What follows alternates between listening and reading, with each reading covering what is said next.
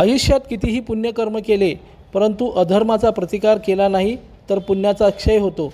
अधर्माचा प्रतिकार हेच मोक्षाचे माध्यम आहे। भगवान श्रीकृष्णाने भगवद्गीतेमध्ये हेच मार्गदर्शन अर्जुनाला केले होते आणि कलियुगातही भगवंताचे हेच मार्गदर्शन हिंदूसाठी मार्गदर्शक आहे। आत्ताच्या काळात हिंदूसमोर अनेक समस्या उभ्या आहेत। जागतिक पातळीवर आता सर्वत्र युद्धजन्य परिस्थिती आहे। त्यामुळे हिंदूंनी धर्मसंरक्षणार्थ कृती करणे हेच उपाय आहे, असे आवाहन लेफ्टनंट कर्नल मनोज कुमार सिन्हा यांनी केले। ते सोलापूर येथे 11 मार्च या दिवशी जय भवानी प्रशालेच्या मैदानावर आयोजित हिंदू राष्ट्र जनजागृती सभेत बोलत होते। या सभेत सनातन संस्थेचे धर्मप्रचारक सद्गुरू स्वाती खाडे तसेच हिंदू जनजागृती समिती सोलापूर जिल्हा समन्वयक राजन बुंगे यांनीही मार्गदर्शन केले। या सभेसाठी हजारो हिंदूंनी उपस्थिती दाखवून हिंदूच्या संघटितपणाचा आविष्कार दाखवून दिला। या देवाला प्रार्थना करूया। कोई ऑप्शन है?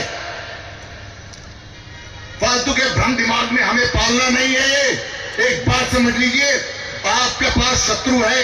इस बात का निर्धारण सिर्फ मात्र इसलिए नहीं हो जाता है कि आप मानते हैं या नहीं मानते हैं किसी को शत्रु। अगर आप सामने कोई दूसरा व्यक्ति आपको शत्रु मानता है तो आपका शत्रु है।